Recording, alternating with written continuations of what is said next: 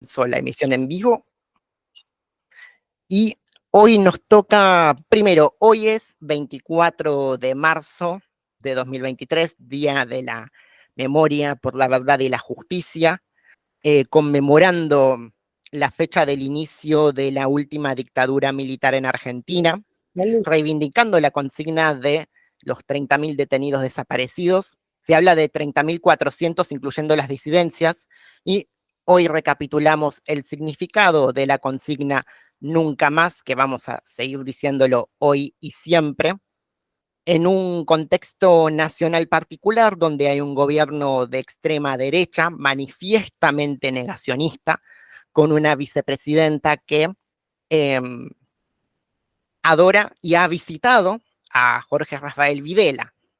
Entonces, me parece pertinente seguir creando espacios, no solamente para decir o redundar en lo obvio, sino también para explorar cómo la literatura funciona como testimonio incluso en su ficcionalidad y recapitula la cuestión de los desaparecidos, la cuestión de la dictadura, la cuestión del silenciamiento político que ya veníamos hablando con la lectura de los cuentos anteriores. Para aquellos que vean este video más tarde o que estén viendo la transmisión en vivo, este mes de marzo recapitulé, hice una lectura, una serie de cuentos que forman parte del libro Golpes, una antología realizada por Victoria Torres y Miguel Dalmaroni, publicada en el año 2016, y que ulteriormente ellos, con autorización de la editorial, dispusieron de manera digital al público para su lectura. Esa antología reúne distintos cuentos, textos y testimonios de autores argentinos. El día de hoy vamos a estar hablando concretamente de dos cuentos, Cuatro Colores, de Carlos Ríos, y El ahorcado, de Mariana Enríquez. Y quiero recuperar un concepto que habíamos mencionado en la charla anterior, que está disponible en YouTube, que era la articulación entre infancia, dictadura y silenciamiento. Y de hecho, en estos días estuve buscando artículos pertinentes para trabajar esta cuestión.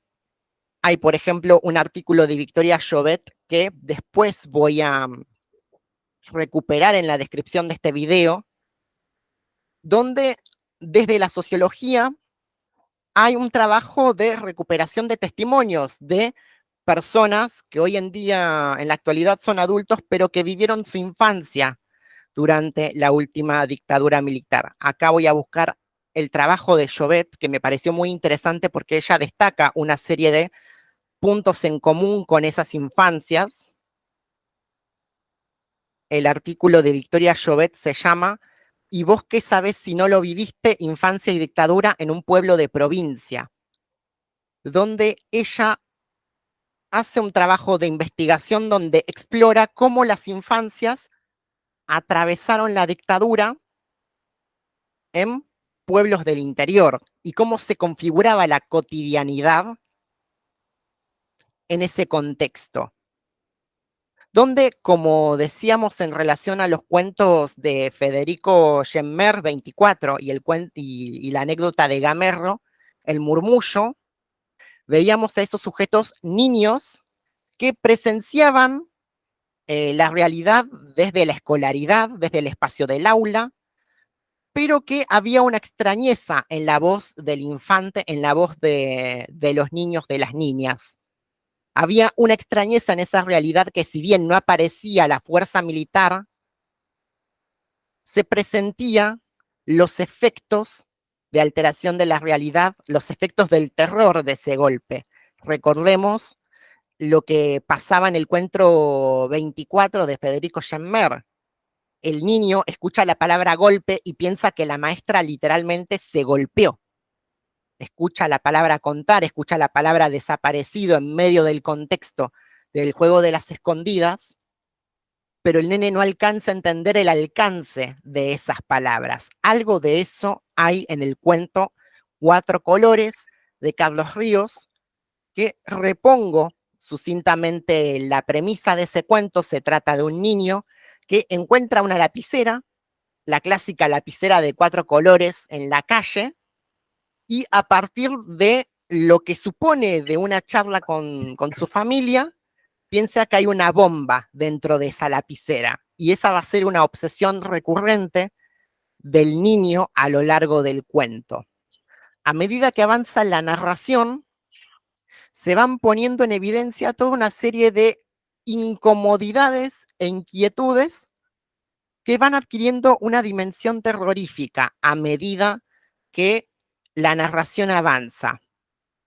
El lector del año 2023-2024 puede entender que lo que está pasando de fondo es la dictadura, cosa que el niño no termina de enunciar nunca, pero se deja en evidencia en muchas instancias, no solamente en la idea de que la lapicera es una bomba, sino, por ejemplo, en la ausencia del profesor de biología, que a mitad del relato desaparece literalmente dentro del texto, y el niño se pregunta si vuelve, si no vuelve, de hecho termina no volviendo, y sin embargo las clases se siguen dando con normalidad. Ese es un aspecto del cuento. El otro, más avanzado, es cuando menciona el espacio de la playa, y cuando menciona los movimientos de la gente ante algo que pasó en esa playa. Y sin embargo, la voz del niño no termina de enunciarlo nunca. No termina, le pasa lo mismo que al niño del relato 24 de Federico Schemmer. Hay algo en el comienzo de ese terror que el niño no termina de enunciar. Y me parece muy interesante cómo estos dos autores, desde esos dos relatos, eligieron la infancia como punto de articulación y como lugar de enunciación del horror, porque es en la infancia, no digo que no haya memoria, sino que es a partir de la infancia donde se construye memoria. Y cómo construye un sujeto la memoria en un momento donde justamente se la busca destruir. Es esa la paradoja con la que trabajan relatos como 24, como la que trabaja la anécdota de Gamerro, El Murmullo, como la que trabaja este cuento Cuatro Colores de Carlos Ríos. A nivel formal, otra particularidad del cuento es, primero, que no hay mayúsculas a lo largo de toda la narración. Hay una falta de autoridad, si se quiere, un derrocamiento de las mayúsculas, podríamos pensar, pero aparte, la cuestión de los diálogos. No hay raya de diálogo o guión. Los diálogos se marcan con cursivas. Y en algún punto esto nos podría facilitar una interpretación de que no hay diálogo efectivo, no solamente con la realidad, sino también entre los niños. Hay un momento en ese cuento donde el sujeto niño, el protagonista, pregunta a una compañerita por su tío. ¿Qué le pasó al tío? ¿Qué le pasó que se fue a otra parte, que no está en su casa? Hay momentos donde quiere producirse instancias de comunicación o de diálogo que no terminan siendo satisfactorias, y llega un punto en el que los propios personajes niegan que a ese tío le pasó algo, al tío de la niña, ¿no? Ya hacia el tramo final de ese relato se pone en juego no solamente el silenciamiento, sino también la negación de ese desaparecido, si se quiere. Y es muy brillante cómo Cuatro Colores pivotea la cuestión de la desaparición sin nombrar la palabra desaparición. La cuestión de las ausencias, toda esa serie de ausencias que el niño las cuenta como si nada, nota la incomodidad de las familias también, y es a través de esa incomodidad que tanto el niño como el lector de la contemporaneidad descifra que hay algo mal, que hay algo que no termina de cerrar, ni siquiera en el orden de las palabras. Y la fascinación constante de ese niño preguntándose cómo puede caber una bomba en una lapicera, e incluso el temor de activar esa bomba accidentalmente en casa. O aún más, el temor a que la madre sepa que lo desobedeció. Y eso es una cosa interesante que hace mucho énfasis la voz del niño en Cuatro Colores. Le preocupa muchísimo la desobediencia. Le preocupa muchísimo ser penalizado por la autoridad, que es algo muy interesante de articular con el contexto que se está atravesando, el miedo a la transgresión. Aunque esa transgresión sea mínima, aunque esa transgresión sea abrir una lapicera, ¿no? Algo tan simple como eso puede ser digno de disciplinamiento, puede ser digno de castigo.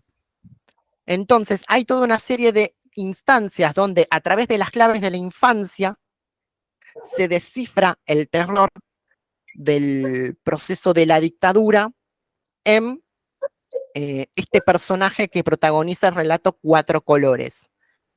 Esta mañana tuve un diálogo interesante con mi padre, quiero contarlo a modo de ejemplificación también porque él me contaba cómo vivió su infancia durante ese periodo, donde algo que él recuerda de manera muy patente es lo que le decía su madre, o cuando salía con sus hermanos, no sé, a cierto lugar, a una plaza, a pescar, a lo que sea, es esa cuestión de la madre diciendo vas y te venís.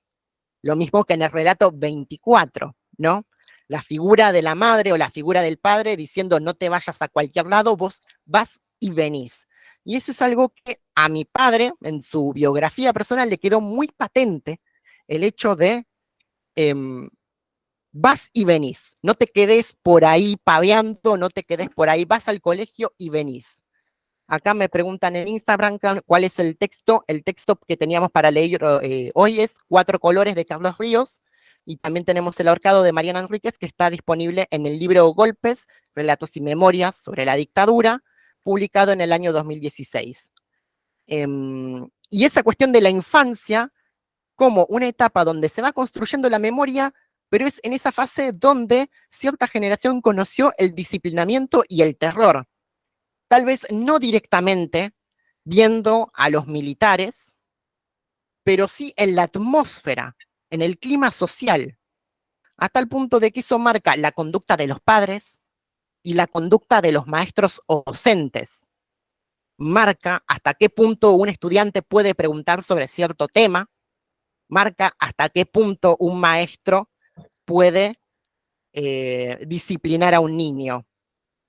Y de hecho pensemos, por ejemplo, esto es algo que de lo que no pude hablar esta temporada, pero sí vale la pena recapitular el libro Dos veces Junio de Martín Cohen, donde está flotando esa pregunta de a partir de qué edad se puede torturar a un niño. Es la pregunta que hace un médico en ese contexto de la última dictadura, una de las partes más fuertes de esa novela de Cohen, ¿no? ¿A partir de qué punto se puede torturar a un niño? Que es esa cuestión fantasmagórica que queda en el trasfondo de no solamente de Dos veces Junio, sino también de toda esta constelación de textos relacionados con infancia y dictadura, donde pareciera ser que hay una fuerza o una autoridad tal vez superior a los maestros y a los padres, que te puede disciplinar, que te puede penalizar si preguntas de más, que te puede penalizar si te salís de la norma, que esa es una preocupación subyacente de este niño que anda con la virome, que anda con la lapicera, eh, y que tiene un constante temor a que la mamá lo rete, pero detrás de ese temor hay un temor mayor.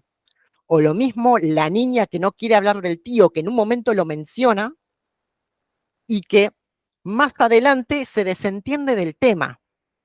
Ese temor de los niños ¿a desobedecer a quiénes? ¿A los padres o al orden que hay detrás de ello? Acá me repone en Instagram Miyu Godoy un comentario, mi padre, hijo de militar, siempre me dice, no hables de política con cualquiera.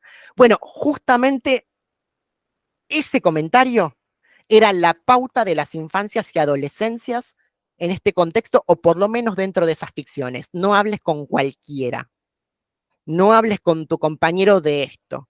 Recapitulo también la anécdota de Gamerro, el murmullo, que esa anécdota se ambienta en el contexto del Mundial de Fútbol del 78.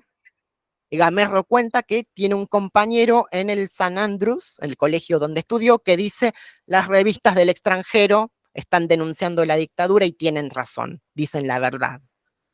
Y cómo el comentario de ese compañerito te puede comprometer a vos. O lo mismo en el relato Un anochecer de invierno, que ya leímos, de Alejandra Laurencich, donde un par de chicas esperando la parada, pensando en su revista de arte, terminan siendo detenidas por un policía, detenidas en la vereda, recibiendo un interrogatorio atroz mientras retienen al muchacho que las acompaña, y cómo ellas se quedan pensando qué habría pasado si ese policía hubiese encontrado esa revista de arte en sus bolsos, en sus mochilas. Entonces hay una cuestión muy interesante respecto a esta serie de textos de cómo narrar la oscuridad o cómo narrar el terror desde la voz del niño, que no solamente es un sujeto que apenas se está construyendo o que está en pleno proceso de formación, sino que todavía no tiene un criterio de memoria como lo puede tener un adulto, ¿no? Esa cuestión y de ahí el título del artículo de Jovet, ese título provocador. ¿Y vos qué sabés si no lo viste? ¿Qué puede saber un niño que no vio la dictadura o que no la presenció en su faceta más cruel? Puede saber mucho.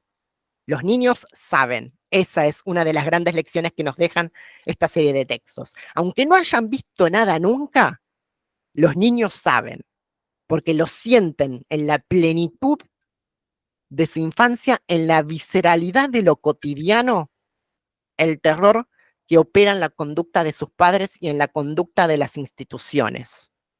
Los niños saben.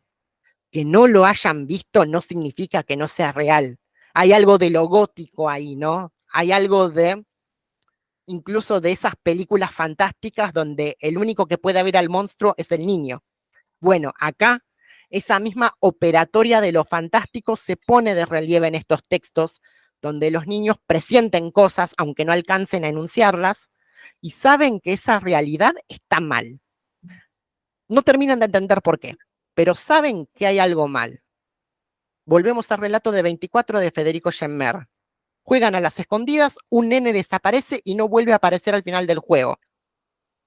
Aunque los niños se terminan convenciendo de que Gonzalo en algún momento va a volver al colegio, va a volver al grupo de amigos, saben que algo anda mal.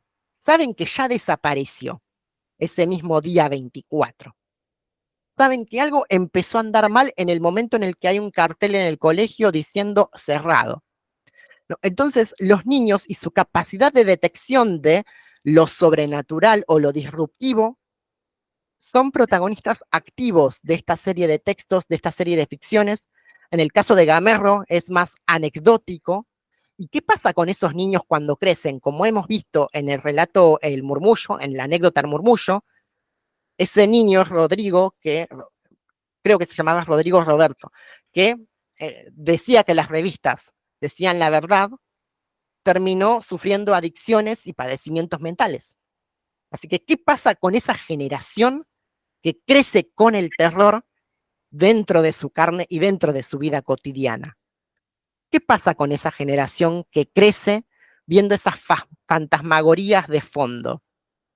Me parece muy interesante, esto lo pude articular también con algo que me comentó mi padre, que recuerda muy patente que en determinado tramo de su escolaridad, en el colegio donde él cursaba, él siempre veía a 3 gendarmes en la puerta de la institución y que llegado el año 81-82 no los vio más. Y eso es un recuerdo patente de mi padre, no un incidente donde vio a una persona desaparecer, no un incidente donde, no sé, vio un atentado o algo. Lo que recuerda de manera muy patente en esa época mi padre es el hecho de la mamá diciendo, vas y te volvés, si vas a salir, por un lado, y la presencia de esos sujetos armados en el colegio, que por ahí formaban parte de la vida cotidiana de esos niños, y sin embargo, la infancia percibe que hay algo disruptivo en la presencia de esos hombres. Bueno, ese mismo mecanismo de funcionamiento que parece ser el de una típica historia de terror, ese extrañamiento, eso de lo ominoso, si recuperamos las categorías de Freud o lo siniestro, esa cuestión del orden de lo siniestro formó parte de las infancias y adolescencias que atravesaron la última dictadura militar. Entonces, recuperando el título del artículo de Jovet, ¿no? Y vos qué sabés si no lo viste, los niños terminan sabiendo mucho de muchas cosas. Y eso me permite dar un salto así rápidamente al relato El ahorcado, donde el miedo también opera de una manera muy interesante allí. Algo que estaba recapitulando aquí con Raquel, que está presente en el Meet, es la conducta de la niña, no solamente a partir de lo que ve, sino que ya venía teniendo una conducta determinada, donde, por ejemplo, vomitaba por las noches a intervalos, pero además hacía simulacros de su propio funeral en el garage de su casa, poniendo canciones de Alberto Cortés y de Serrat, que uno dice, bueno, no son canciones de protesta, no son canciones militantes o con contenido político, y sin embargo, esas canciones leídas desde la mirada de esa niña gótica, si se quieren, adquieren un tono muy oscuro, un tono de terror que impregna toda la infancia de este personaje. En el caso del ahorcado, es la voz de la mujer adulta intentando recuperar ese episodio concreto de la infancia, ¿no? Y algo muy interesante del ahorcado es que es la mirada de esa niña gótica la que rinde cuenta de la presencia de lo ominoso en medio de la ciudad y que nota el comportamiento alterado de los adultos e incluso cierta alteración dentro de la figura de la psicóloga que la atiende, que tiene un desenlace que no voy a anticipar aquí, como para que no se, para yo no estropear el final, pero hay una cuestión de la mirada del niño hacia los adultos. Los adultos se comportan raro en estos relatos, en estos textos. Los adultos empiezan a llorar, por ejemplo, y los niños ven a sus padres o a sus madres alterados, llorando. Los adultos empiezan a comportarse con miedo cuando eran las máximas figuras de autoridad de la casa. Lo que dice mamá, lo que dice papá se hace. Y sin embargo, el niño de pronto, en esa época, ve que los adultos vacilan, que los adultos dudan, que los adultos empiezan a callar cosas, que los adultos empiezan a decirles a sus hijos, no hables con cualquiera, vas y te venís. Algo pasó en los adultos. Y eso es un común denominador interesante para explorar en esta antología, en esta serie de textos que fuimos trabajando, ¿no? Algo del orden de lo perturbador atraviesa a los adultos. Y no sé, a ver, creo que la mayoría en nuestras infancias vemos a nuestros padres o madres como, no digo como dioses, sino como fuerzas que pueden con todo, que trabajan, que te llevan al colegio, que te dan de comer. Son nuestros máximos protectores, ¿no? ¿Qué pasa cuando nuestros máximos protectores empiezan a tener miedo? ¿Qué pasa cuando mi mamá o mi papá empiezan a tener miedo? Algo grosso pasa. Bueno, es ese miedo, ese orden de lo siniestro en la conducta de los adultos el que va operando también en esta serie de relatos. Eh, Hay un cuento que no vimos, pero que quiero mencionar de un escritor, Sergio Holguín, a ver si lo puedo recuperar, eh, donde él escribió un cuento, también disponible en la antología Golpes. El cuento de él se llama, acá está, Calmar la sed. Que Calmar la sed es un cuento brillante que no alcancé a dar en esta temporada, pero los recomiendo, que está dentro de este libro Golpes. ¿Qué pasa con ese cuento? Es un niño que se queda solo en casa, sus padres justo salieron a comprar, a hacer algo. La mamá le dice, no atiendas a nadie, y a los minutos llaman a la puerta y es un soldado, un militar, que pide un vaso de agua.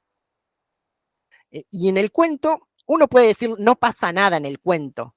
Y el nene está ahí como diciendo, bueno, estoy desobedeciendo a mamá, pero es un militar, ¿cómo no le voy a dar agua? ¿Cómo no le voy a dar a esta persona agua? No me va a pasar nada si es alguien que me cuida, ¿no? ¿Viste? Entonces, ese miedo raro de no saber exactamente lo que está pasando es lo que opera constantemente en esos cuentos y lo que opera en la infancia y adolescencia que atraviesa la dictadura militar. Acá me comentan también, los padres le terminan transmitiendo ansiedad y alerta constante, aunque no sepan cuál sea el peligro real. Y me parece muy interesante pensar esa cuestión de la infancia y adolescencia, que un ciudadano hoy en día puede decir, a mí no me pasó nada, pero te termina pasando.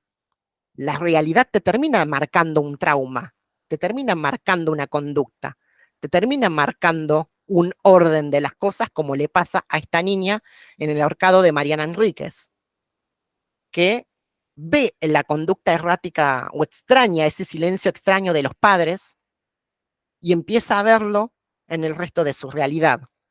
¿Por qué el cuento de Mariana Enríquez, ahí voy con esto, se llama El ahorcado? Porque ella enuncia que para desplazarse, la familia la conduce en coche a través de la autopista que se formó en Parque Chacabuco. El cuento revela que para la formación de esa autopista se desalojó un área residencial de manera tan intempestiva, que cuando el auto pasa por ese lugar puede ver todavía las casas partidas por la mitad. Y en una de esas casas ve a un ahorcado, supuestamente. Y de hecho, ella hace mucho énfasis en una cosa, no vio a un fantasma, vio a un ahorcado de verdad. No vio un espectro transparente, como podría suceder en la tradición gótica, si se quiere, ¿no? Quisiera citar esta parte del cuento de Enríquez.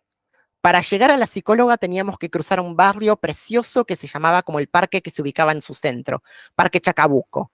Ahí desde el auto vi las casas por primera vez. Las casas llegaron antes que el ahorcado. La autopista cortaba por la mitad una parte del barrio, literalmente por la mitad.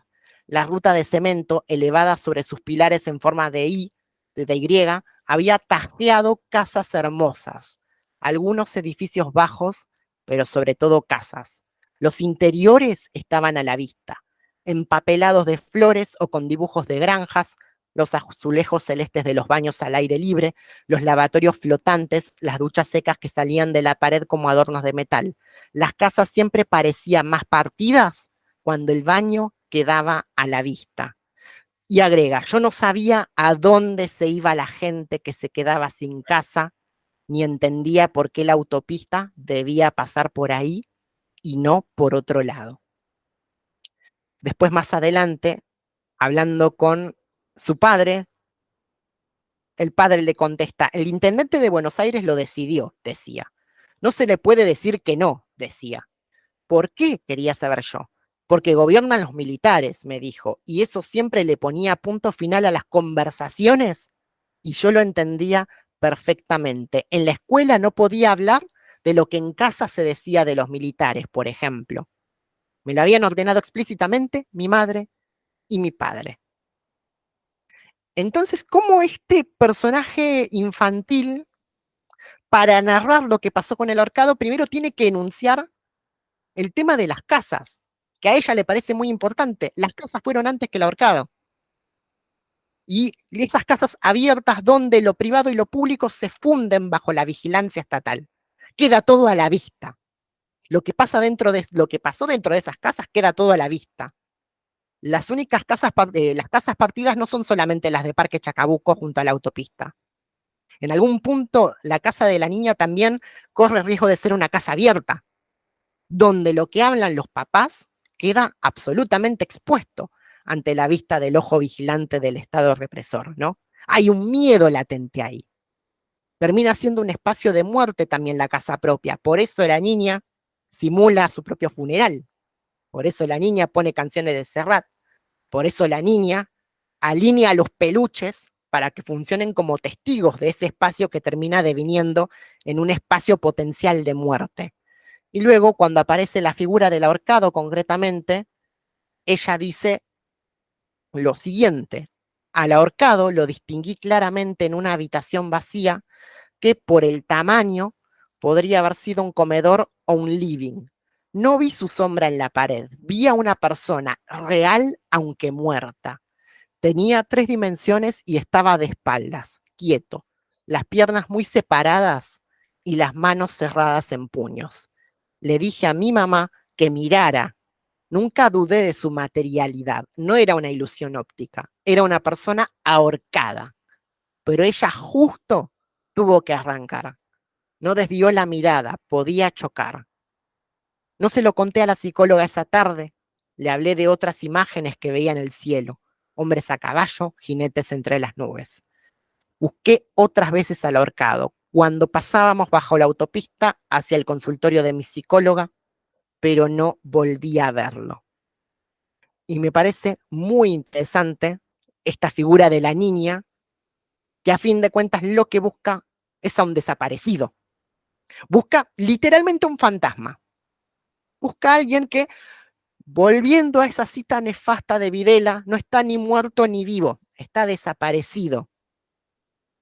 Esa niña, esa generación, es la que se va a ocupar de seguir buscando, de seguir rastreando la identidad y el paradero de ese ahorcado, que para ella no es un fantasma, para ella tiene materialidad. Y esto es muy importante de subrayar, sobre todo en el contexto de la discusión presente.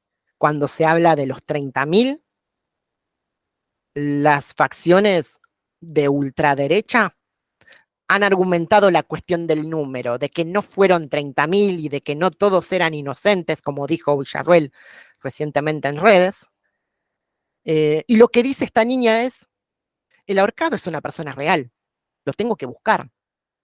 Me parece muy interesante que para la mirada del niño, donde todo tiene potencia de realidad, ese fantasma es una persona sintiente, es una persona con materialidad. No es una mera sombra de algo que te pareció ver dentro de una casa partida. Para esa niña tiene el estatuto de una persona y su búsqueda está impulsada por la idea de que ese ahorcado tiene una historia, tiene un pasado y que por algo llegó a ese sitio. A diferencia de los adultos o a diferencia de otras personas que la niña va entrevistando en el transcurso del tiempo, donde la mayoría de las contestaciones le indican que nadie conoce al ahorcado y que probablemente sea una leyenda urbana, que probablemente sea un mito, un rumor, algo incomprobado e incluso inexistente. Y esta niña diciendo todo el tiempo, no, el ahorcado existe. Hubo alguien que habitó esa casa y se ahorcó. Yo lo tengo que buscar. La iniciativa de compromiso de esa niña que creciendo en el terror lo confronta a través de la búsqueda de la figura del ahorcado.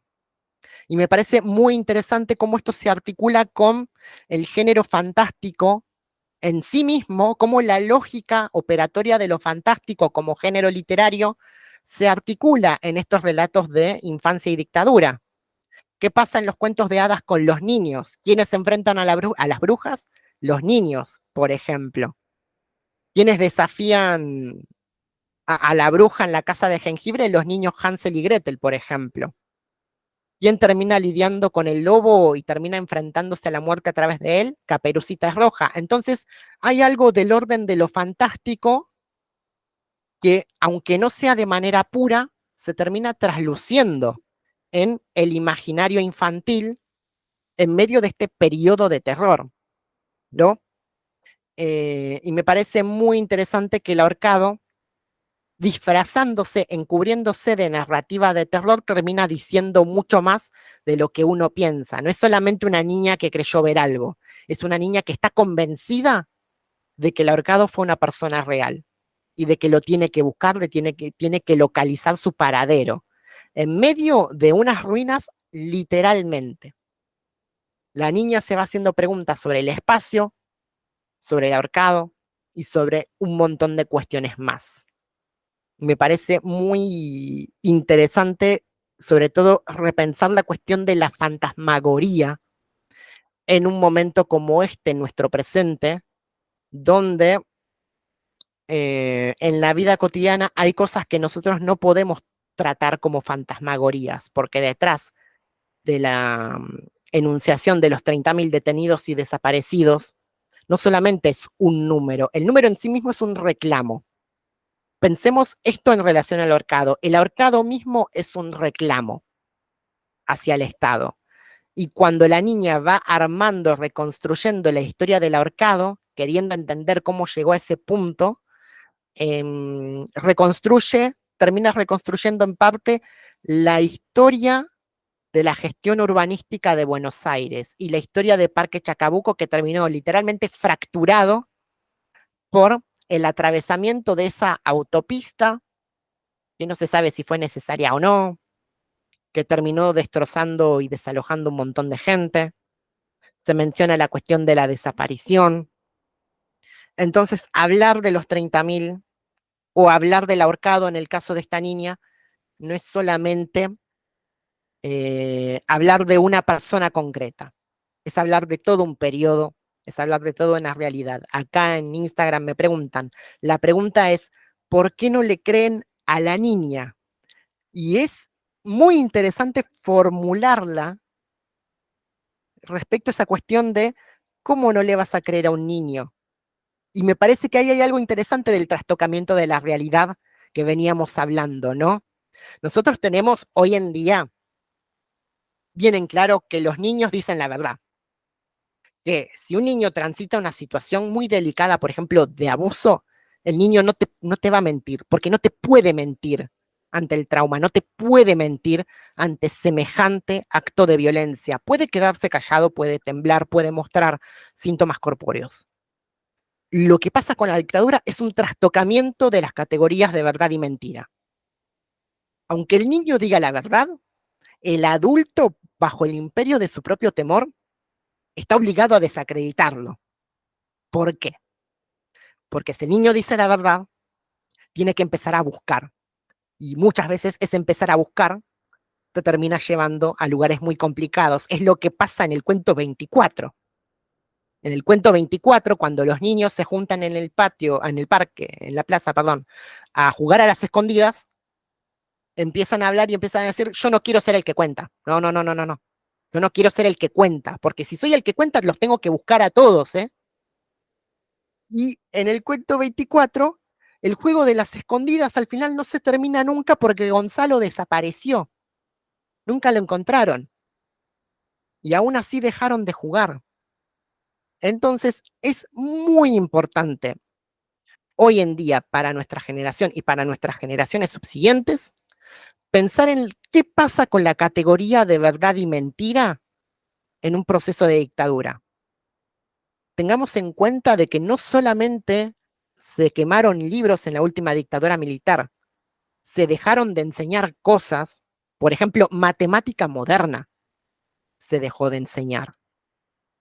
Algo tan que uno se pregunta y dice, pero ¿por qué no sé, no vemos el eje cartesiano, por ejemplo, acá? Estoy tirando un ejemplo desde el desconocimiento, pero ¿por qué no vemos este contenido si no tiene nada que ver con la subversión, no tiene nada que ver con, no sé, la guerrilla, ¿no?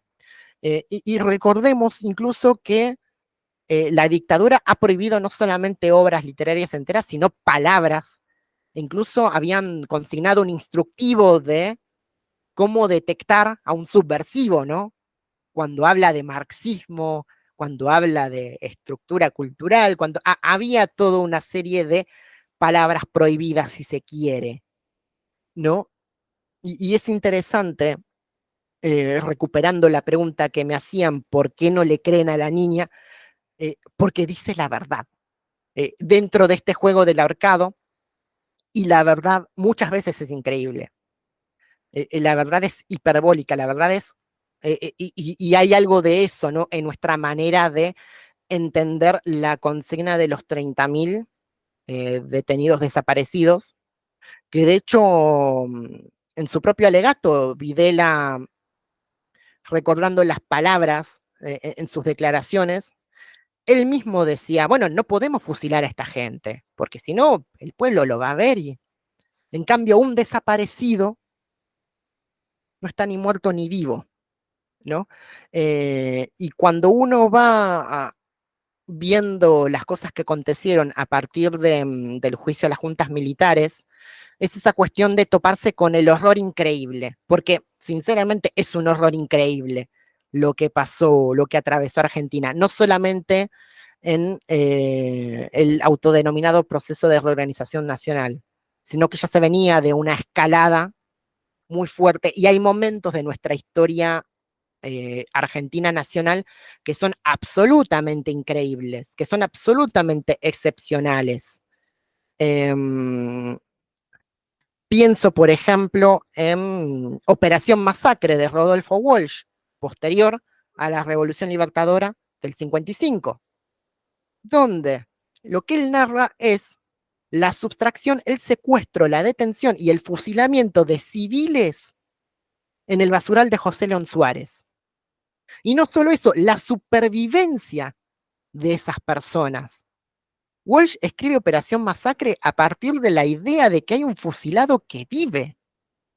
Y cuando se topa con ese fusilado, se topa no con un héroe de película, se topa con un vecino de carne y hueso que tiene la cara destrozada por un tiro. Se topa con Libraga, si mal no recuerdo, cuando inicia la investigación de Operación Masacre. Y Walsh se topa con lo increíble de que no solamente una persona sobrevivió, sobrevivieron 12 de las 15, si mal no recuerdo, que se fusilaron en un basural. Y de hecho hay algo muy fuerte dentro del libro de Rodolfo Walsh que a mí se me quedó grabado como si fuese una escena de película, que él en el momento en el que va a corroborar el sitio del fusilamiento con Enriqueta Muñiz, él dice que había una hilera de árboles en ese predio que, vista desde cierta perspectiva, formaban un solo árbol. Walsh mira eso, recuerda el testimonio de los supervivientes y dice, acá fusilaron. Este es el lugar del fusilamiento. Con un detalle que parece de película de terror. El hecho de ese árbol único, que visto desde cierta perspectiva termina siendo varios. Me llamó mucho la atención que Walsh haga énfasis incluso en ese detalle, y de hecho en el prólogo dice que una vez determinado ese espacio, Enriqueta Muñiz, su secretaria, saca un mantel y lo tira al suelo y se pone en una pose como para el picnic porque justo ve un camión pasar. Eso lo cuenta en el prólogo Rodolfo Walsh, que Enriqueta saca un mantel, lo pone en el suelo y se pone en una pose fotográfica como si fuesen turistas, como si fuesen paseantes de ese lugar, porque vieron un camión acercarse. Walsh, mucho antes de la dictadura militar, ya estaba poniendo en evidencia las fantasmagorías de la historia política argentina del 55 en adelante. De hecho, Walsh en otra oportunidad va a declarar cómo vivió el 55, que al principio lo vivió con cierta, no con aceptación, pero sí que lamentó ciertas imparcialidades que tuvo en el pasado y que eso lo inclinaría hacia la militancia más activa, ¿no? Walsh, su desenlace en el 76 fue a partir de sus experiencias desde el 55 en adelante, donde una de las cosas que lo marcan fueron el incidente con el levantamiento de Valle y Tanco, donde Walsh estaba en La Plata, volvía de un café, le copan la casa a unos militares y escucha morir a alguien en la calle diciendo no me dejen solo, hijos de puta. Walsh se queda pensando en esa imagen y dice, no murió diciendo viva la patria, murió diciendo no me dejen solo. Quiero saber lo que pasó acá. Bueno, y esa actitud la podemos correlacionar con la actitud de la niña que busca ese ahorcado y a la que no le cree nadie. Imagínate que sos un kiosquero y te aparece una piba de 18 años diciendo, che, vos sabés la historia del ahorcado, qué sé yo. Es como un vecino por ahí, una de las reacciones lógicas es, no tengo idea, eso es una leyenda, es una pavada que se cuenta por ahí. Y me parece muy interesante cómo el arcado pone en evidencia eso, ¿no? El proceso de investigación de esa niña que va creciendo y que le va quedando ese misterio de, bueno, pero ¿quién es? ¿Quién es el ahorcado? A la que llega a una conclusión que pareciera ser un hombre que se quiso resistir a las topadoras, al avance del proyecto urbanístico, y que de hecho era bombero voluntario, según lo que descubre esta niña, y que se termina ahorcando. Eso es algo que enuncia el cuento El ahorcado, pero nunca se termina de saber. Esa es la particularidad también, y esa es la problematización del saber en contexto de dictadura. Y eso es un factor de peso, perdón, para entender por qué seguimos reclamando. Porque hay cosas que no vamos a terminar de enunciar, que no vamos a terminar de saber, que no vamos a terminar de llegar a conclusiones, que no vamos, pero no por una cuestión de falta de voluntad o falta de investigación, sino por la naturaleza misma de la dictadura militar, por la naturaleza misma del proceso de desaparición, por la naturaleza misma de la fuerza represiva del aparato del Estado. El hecho de que la dictadura se preocupó tanto por hacer desaparecer todo rastro, que el temor que sigue vigente y la herida que sigue abierta es esa posibilidad de que al final nunca terminemos de, eh, y es muy duro lo que voy a decir, encontrar a todos los bebés apropiados, que nunca terminemos de completar la lista de detenidos desaparecidos. Y eso es un temor a partir del cual se formula la cuestión de los 30.000 detenidos desaparecidos. Es una cifra abierta, como ya ha dicho Martín Cohen en su momento. Y yo lo pienso desde ese lado. Eh, Independientemente de que la CONADEP diga en su informe final que fueron 8.900 aproximadamente, yo no puedo dejar de buscar por una cuestión ética y ciudadana. Si viene un funcionario y me dice, no, ya llegamos al número 8.900, ya está, se acaba todo acá, se termina todo acá. Uno no puede, porque hacerlo significa ceder al horror en su sentido más absoluto, en su sentido más estremecedor, porque siempre existe la posibilidad de que sea 8.902, 8.903 o 30.000, en base a los informes constatables y corroborados que barajan esa cantidad. Entonces, discutir el número no es solamente una, no digo una banalidad, pero sí implica eh, ver hasta qué punto ciertas fuerzas políticas les interesa dar un cierre a esto. ¿Y qué pasa si se cierra? ¿Qué cosas dejamos impunes si se cierra el expediente, el archivo o si no se abre? ¿Qué cosas se cierran, se dejan en el aire, quedan inconclusas cuando una gestión dice no fueron 30.000, fueron menos y no todos eran inocentes? Como vengo diciendo desde determinadas partes, desde determinadas plataformas, enunciar no es un acto ingenuo. Decir tal o cual cosa no es solamente repetir una consigna vacía, tiene efectos políticos y jurídicos.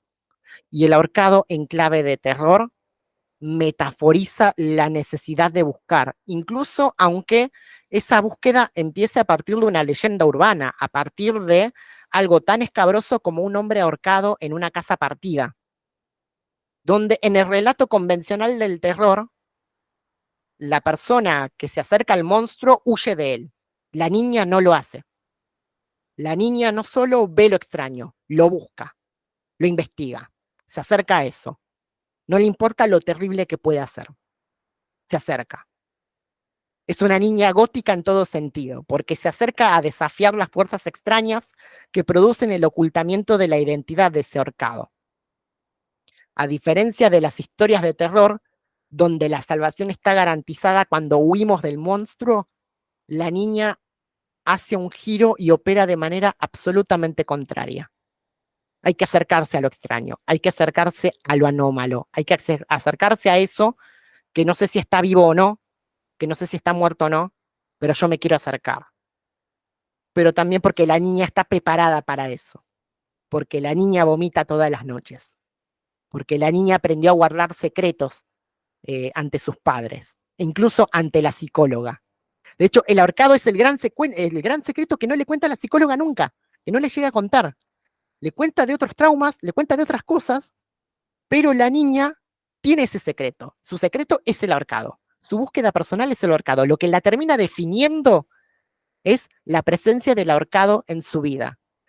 Y quisiera concluir esta exposición justamente con la cita final del ahorcado, que insisto, invito a la gente a que lo lea, está en el libro Golpes, Relatos y Memorias de la Dictadura, publicado en el 2016, editado por Victoria Torres y Miguel Dalmaroni. Lo publicó la editorial Seix Barral, si les interesa saber más precisiones.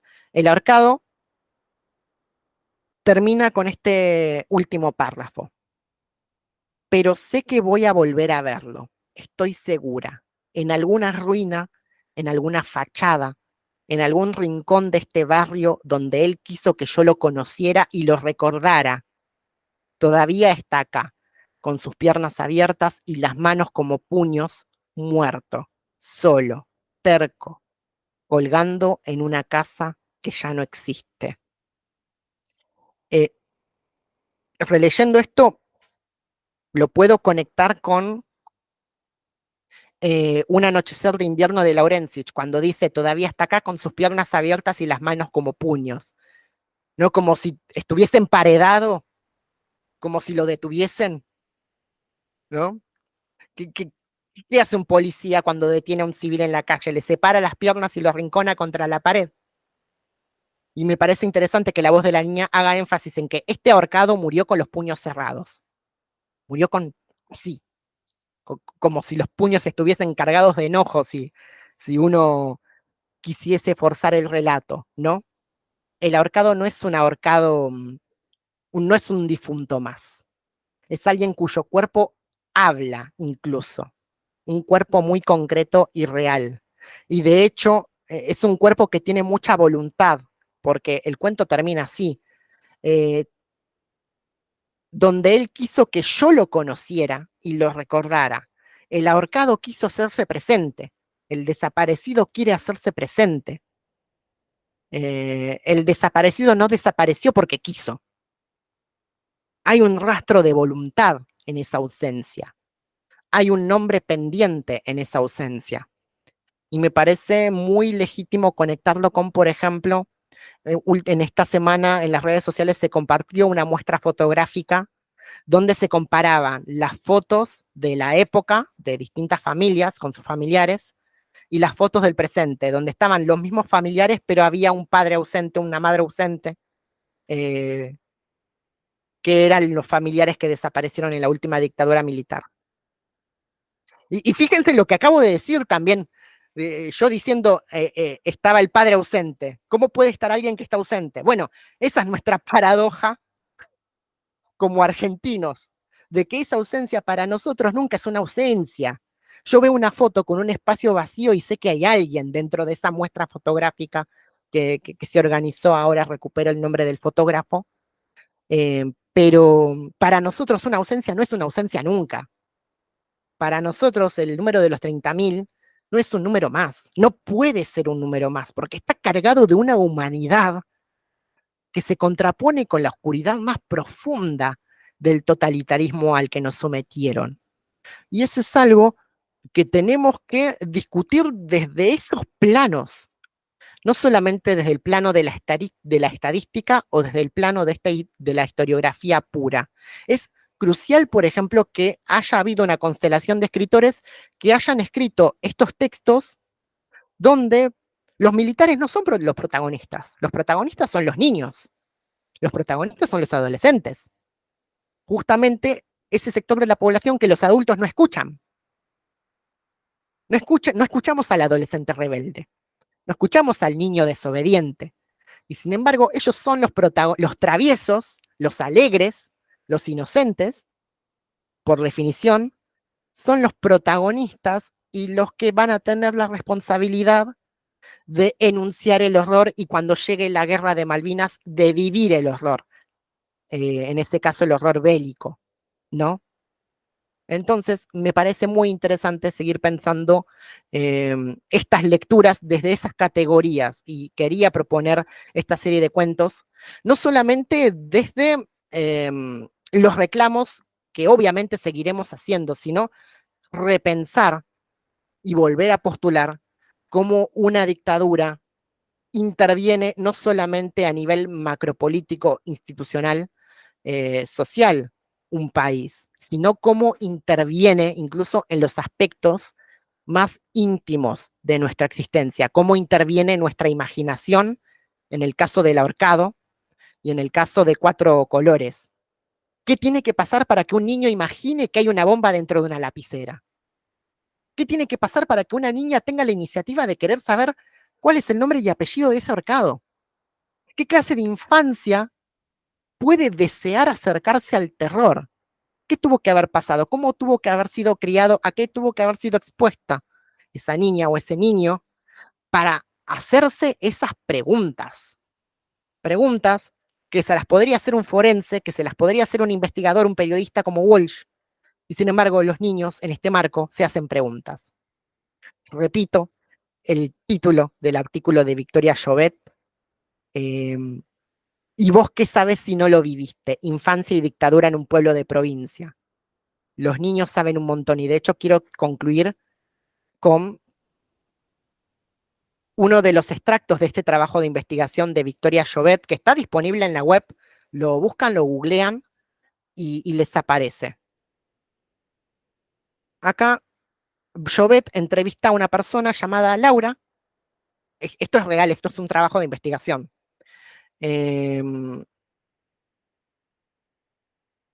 Donde había ciertas tensiones en el modo de reconstruir la infancia. Esta es una infancia de pueblo, por lo que comenta Llobet, donde Laura dice lo siguiente, el testimonio de esta mujer que fue niña durante la dictadura.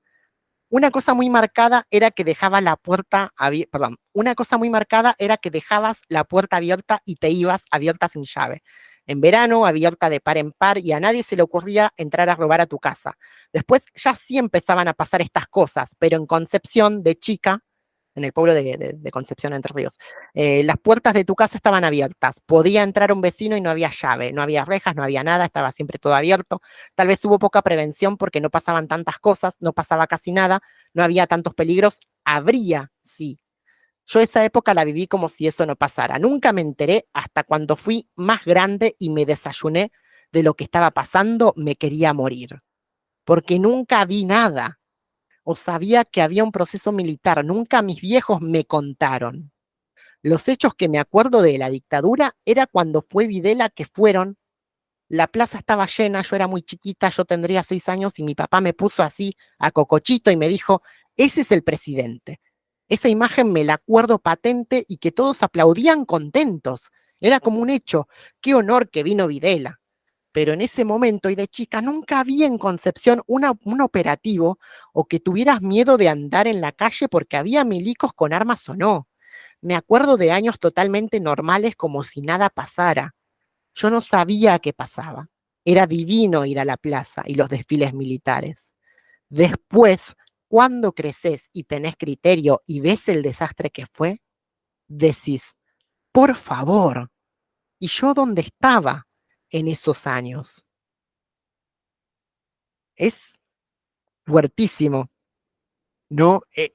Esa mujer adulta que confronta los recuerdos de su infancia y empieza a entender que no todo era como lo recordaba, que el contexto moldea las memorias, que el contexto moldea las infancias, que el silencio de los padres también moldea las infancias y las juventudes. Y con esto quiero concluir mi exposición. Continúo con el resto del MIT ahora. Acá interrumpo la transmisión para quienes me acompañaron en la lectura de hoy. Muchas gracias. Y ahora sí, eh, hablé muchísimo, Raquel, hablé muchísimo, pero me pareció muy importante hacer todo este recorrido. Y el artículo de Llobet lo encontré hoy, así que fue fascinante porque son infancias de provincia, de distintos puntos de pueblos bien chicos, donde se vivió la dictadura de una manera muy distinta. Donde por ahí lo choqueante era más por el lado de darse cuenta de que había pasado algo, ¿no? Entonces, bueno, ahora sí, te cedo el micrófono, Raquel, si querés comentar o compartirnos algo a partir de todo lo que fui diciendo. Eh, qué difícil que me hiciste, ¿eh? No sé qué quedó para comentar las infancias. Las infancias son muy perceptivas. Imagínate que estás viviendo una situación determinada a nivel general en las familias y después te cambia todo. Ya no podés hablar, no podés salir, tenés que medirte dónde vas, con quién estás. Y es una mordaza para el chico que se está desarrollando. Y no sabe lo que pasa, pero percibe que es algo malo. No puede ser. No es que los padres estén nerviosos con él, sino que algo está pasando en el ambiente, en la sociedad. Y eso se ve en todos estos temas. Se ve bien claro. Los chicos perciben y les queda grabado. Una cosa que le quedó una duda cuando soy infante, le queda siempre la duda hasta que la resuelve. Y cuando la resuelve, muchos se dieron cuenta, como el último caso que comentaste, qué es lo que había pasado. ¿Y dónde está? ¿Dónde estaba yo? Viste que vos ignoraste todo eso, también te duele haberlo ignorado. Pero también una forma de los padres de no querer contarlo, no solo porque los chicos no quisieran, no comentaran, sino para preservarlos como infantes. Pero igual estaba todo en el ambiente, ¿viste esa parte que dice en el ahorcado? Que dice, me dijo que la madre estaba enferma de mi psicóloga, por eso no fui más. Y resulta que no, el hermano había muerto atropellado por un tren. Buscan preservarlos de una manera u otra, pero es imposible preservarlos porque está en el ambiente, en todos los días, en salir a la calle, en la gente que no hablan.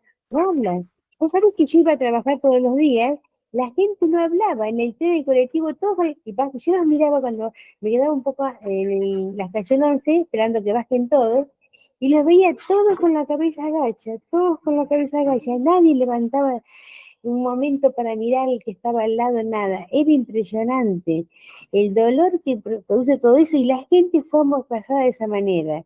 Por eso la disponibilizaron con el terror. Mejor no, trabajar y hacer lo que puede y ya está. Salvarme yo, aparte.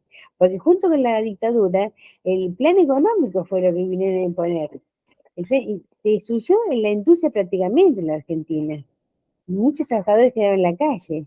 Se llenó de vendedores ambulantes por todos lados, de trabajadores que iban a la mañana con el clarín abajo del brazo, y vos veías que tenía esos pantalones vaqueros, viste que son duritos los vaqueros, pero les sobraba, la cola vacía tenían, tan delgados que estaban buscando todos, buscando salir, tratando de no pagar el boleto del tren, caminando donde sea. Vos veías las calles desde Once hasta el centro todos los días en multitudes caminando.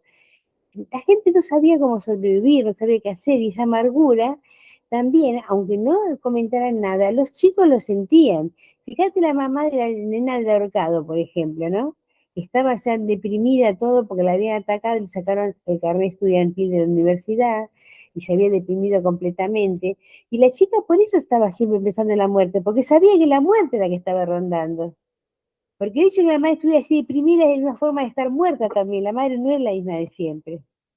Y cuando iba a la psicóloga, esa cosa de los chicos, que bien retratado que está, que bien dicho que está, y ella decía, yo le mentí a la psicóloga. Y es cierto, el chico cuando no te quiere decir algo, no te lo dice.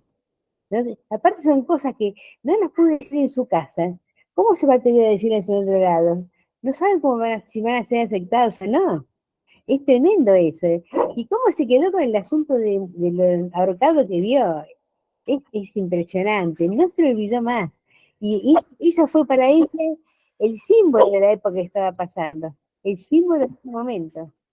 Había gente ahorcada y después se preocupaba por ¿cómo se llama? Espera un segundito. Escucha, se preocupaba ella por sacar la fuera, Nico.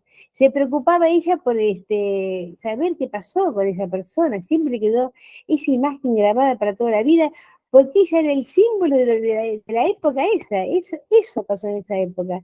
Y encima no personas, viste cuando dicen los militares, decían, no todos sean inocentes. Están aceptando que mataron a un montón de inocentes cuando dicen eso. Y los que ellos consideraban inocentes, ¿eh? Porque era vos quejarte y querer vivir mejor, era cosa para ser castigado con la muerte, y sin ninguna ley, sin ninguna cosa, no, todos eran inocentes, los 30.000 eran inocentes. Gente que tenía ideales, que quería que se viera todo mejor. Y bueno, la chica esta percibía todo eso, y la muerte, viste que, como dijiste antes, que estaba jugando a la muerte en el garaje de su casa, y aparte tenía miedo ella, tenía miedo a todo. Y dijo el ahorcado, cuando la madre no lo vio, no lo dijo más. Y después con el tiempo, hasta ese silencio que te imperaron, hasta se había olvidado. Se había olvidado y después lo retomó y empezó a buscar. Y lo más trágico de todo eso, que cuando ella habla de ese de ahorcado que vio, es que todo eso que pasaba a esa gente, le habían destruido sus casas. ¿Qué gente? ¿Qué delito cometieron para que le hagan eso?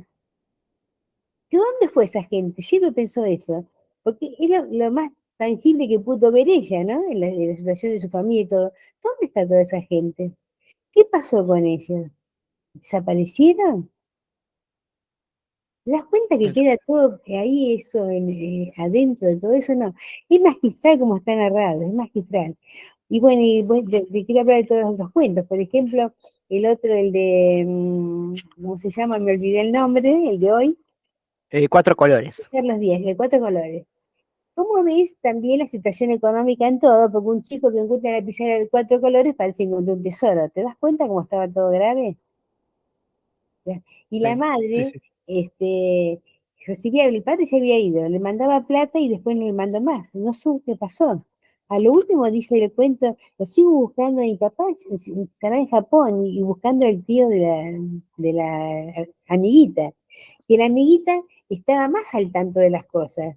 Por eso cuando va cuando le dicen que hay cosas que tienen una bomba adentro, todo, se lo dicen los compañeritos que han escuchado algo en su casa, que pueden encontrar, porque se decía en esa época, ¿eh? O sea, que se decía, dice, no deben entrar a la casa porque una bomba va a explotar. Como que quería mostrar que los terroristas nos iban a matar a todos de cualquier manera. Eso era infundir más el terror. Había de todas formas de hacerlo. Y bueno, en esa época, por ejemplo, desaparecieron no solamente políticos, sino comisiones internas de las fábricas, de las multinacionales que los delataban, por ejemplo. Y toda gente que solamente que quería que le paguen como corresponde, que le den un aumento, que te das cuenta, no tenías derecho a pensar una ni a soñarla menos todavía. Y eso fue un aplastamiento tan tremendo que te digo, la gente no hablaba, era un silencio tremendo.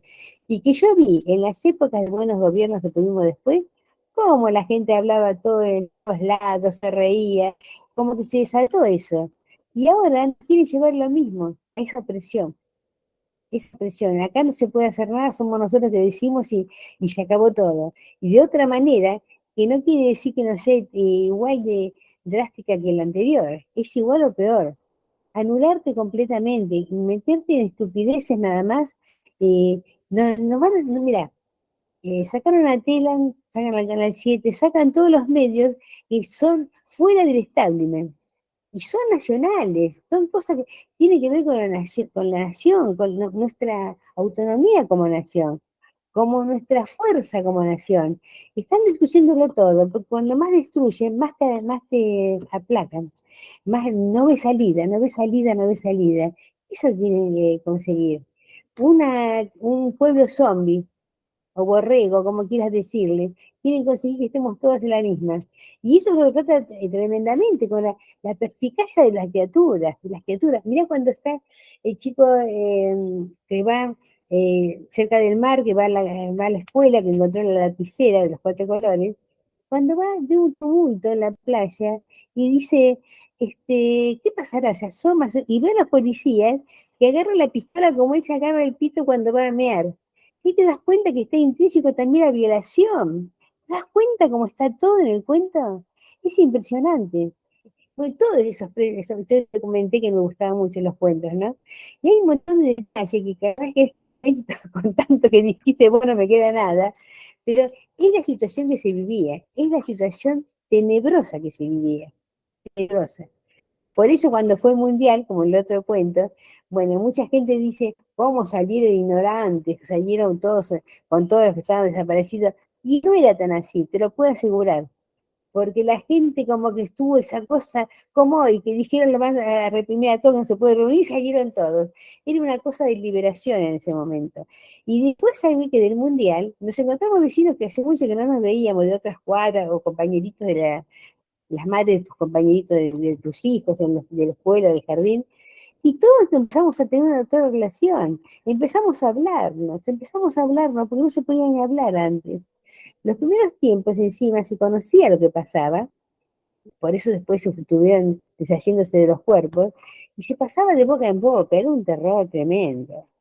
No podías decirlo delante de los chicos lo percibían, y por eso eran chicos tristes.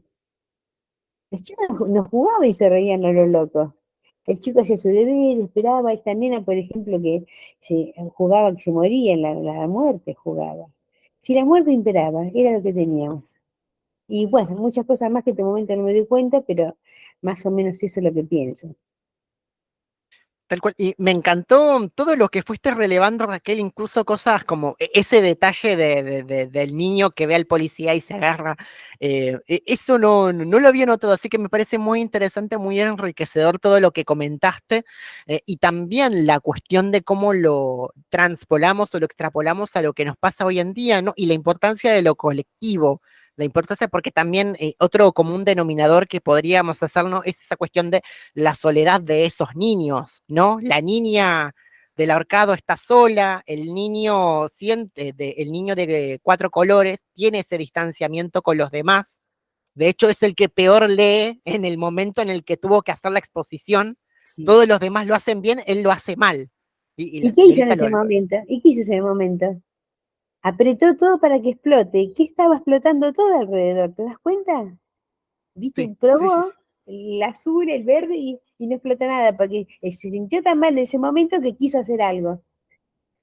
Es Claro, increíble, tal cual, es tal cual. Bueno, increíble. bueno, es lo fascinante de todos estos cuentos, ¿no? Cómo siguen planteando y proponiendo narrar la dictadura, pero de una manera tan literaria y tan metafórica, con muchos niveles de interpretación, que uno puede, puede entender que se pone en evidencia que la dictadura fue algo tan absolutamente totalitario, Sí, que te marcaba el orden, no solamente el orden público, sino el orden privado.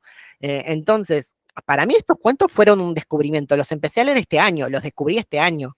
Estaba buscando libros sobre dictadura, me encuentro con esto y veo que tienen estas voces literarias distintas maneras de trabajar una cuestión como la infancia y la dictadura, y sin embargo cada uno lo hizo desde un ángulo único, pero rindiendo cuenta de ese mismo horror.